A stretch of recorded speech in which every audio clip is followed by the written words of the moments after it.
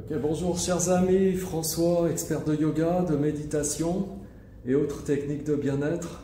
Alors je voulais partager aujourd'hui une réflexion avec vous sur ce qui touche aux doutes et aux certitudes auxquelles on se trouve tous confrontés, mais dans une mesure peut-être différente suivant qui l'on est.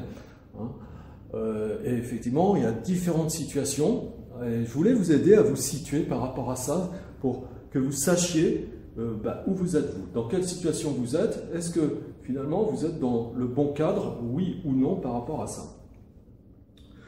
Parce qu'effectivement il y a différentes proportions entre doute et certitude. Alors j'ai symbolisé ça simplement avec plusieurs carrés. Donc un premier carré qui serait la première catégorie, où là vous voyez sur carré je l'ai rempli de couleurs sombres, ce qui symbolise le fait qu'on est dans une situation ici où on est empli de doutes.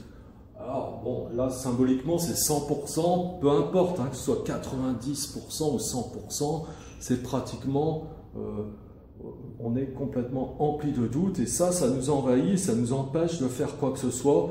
Bien souvent, même quand on est dans cette situation-là, on n'est pas bien du tout dans sa peau, voire on est en totale déprime, on n'a confiance en rien, ni en soi-même. Et quand on n'a pas confiance en soi-même, on n'a pas confiance en les autres, on n'a pas confiance en notre environnement, on n'a pas confiance dans notre société, on n'a pas confiance dans quoi que ce soit.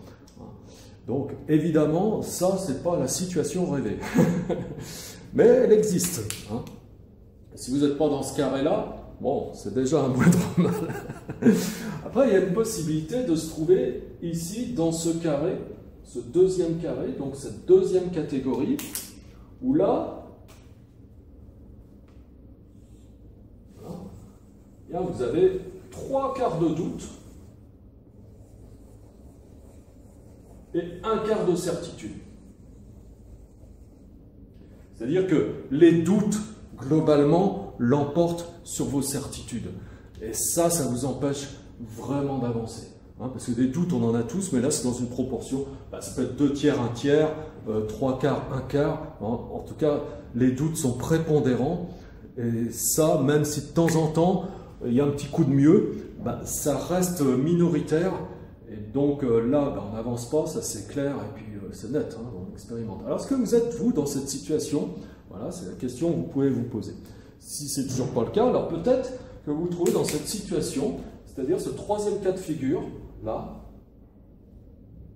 donc troisième carré, où ici,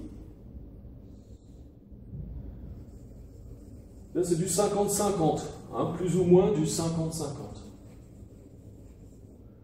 C'est-à-dire, un jour, je suis dans un état de doute, un jour, je suis dans un état de certitude. C'est-à-dire, un jour, je suis en capacité de mobiliser mon énergie pour avancer dans ma vie, puis concrétiser ce que j'ai envie de concrétiser, mes objectifs, mes aspirations, etc. Et un autre jour, je me trouve plombé, et même si je le voulais, je me trouve dans la capacité d'avancer et de faire quoi que ce soit. Donc c'est un petit peu cette situation où je fais un pas en avant, et puis le lendemain, je fais un pas en arrière. Quand je fais le bilan, je suis toujours au même endroit, ça n'avance pas. Alors, c'est imagé, mais c'est comme ça que ça se passe en réalité, concrètement. C'est-à-dire, quand on est comme ça, on fait aussi le bilan entre ce qu'on est aujourd'hui, là où on en est aujourd'hui, là où on en était il y a un an, ça ne va pas vraiment bouger. C'est stand-by. Donc, ce n'est pas le carré idéal. Si vous êtes dans ce carré, prenez-en simplement conscience, avant qu'on avance un petit peu plus loin dans la réflexion, puisqu'on a encore 2 carrés à voir. Voilà. Alors, il y a certes aussi ce carré-là, vous le connaissez peut-être aussi, vous l'avez vu, même si ça ne vous concerne pas, vous avez certainement vu autour de vous des gens où ce carré, il reste tout blanc, c'est-à-dire il n'y a aucun doute. C'est-à-dire on est toujours sûr de soi.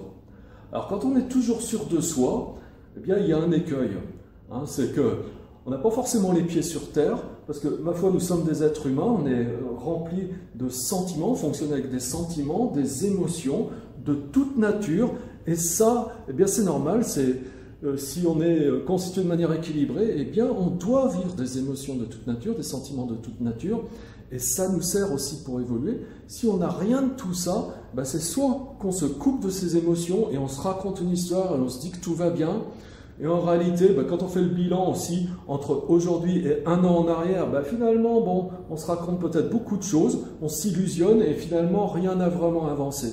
Hein. Ou alors, si on se rend compte, on peut vraiment tomber très rapidement dans des désillusions. Hein, et si on ne s'en rend pas compte et qu'on est tout le temps comme ça, bon, là, ça peut être pathologique.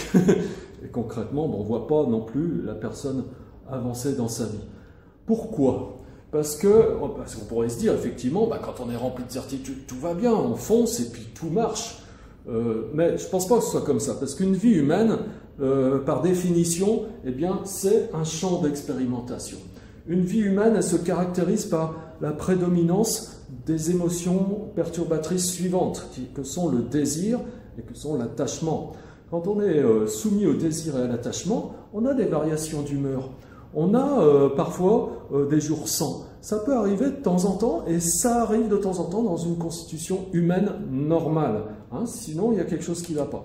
C'est obligatoirement comme ça. Et c'est là aussi pour nous permettre de développer notre expérience. Parce que parfois, c'est grâce au doute, c'est grâce aux remises en cause, c'est grâce au fait qu'on va peut-être subir des critiques, voire des trahisons. Hein. J'en parlais récemment dans une autre vidéo sur se libérer du jugement d'autrui pour réussir sa vie. Alors c'est un petit peu en lien là.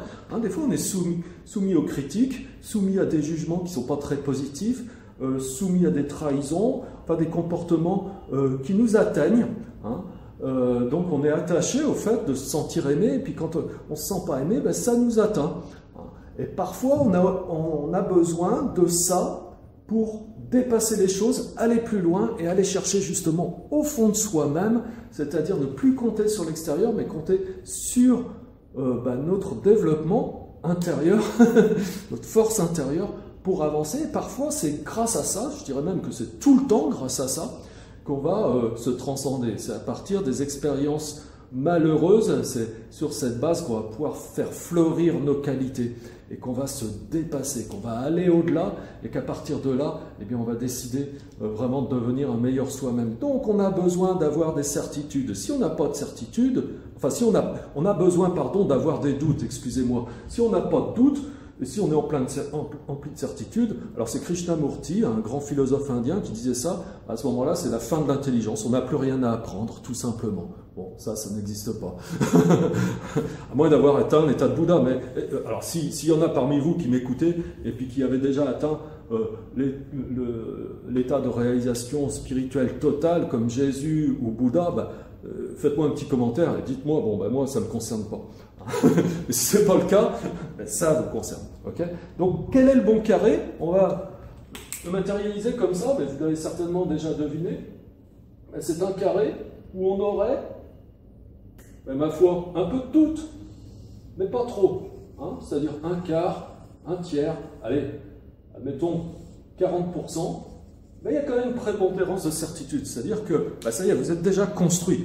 Vous avez déjà une force, un pouvoir, une capacité à vous reconnecter à vos certitudes. Hein. Ça, vous l'avez. Donc, quand on est dans ce carré, c'est cette situation que l'on vit. De temps en temps, on a des challenges à relever et on va aller chercher au fond de nous-mêmes et on gagne toujours plus en puissance, en pouvoir d'influer sur notre propre vie. Hein. On a ce pouvoir. Voilà. Donc, le bon carré, pour finir, c'est donc celui-ci.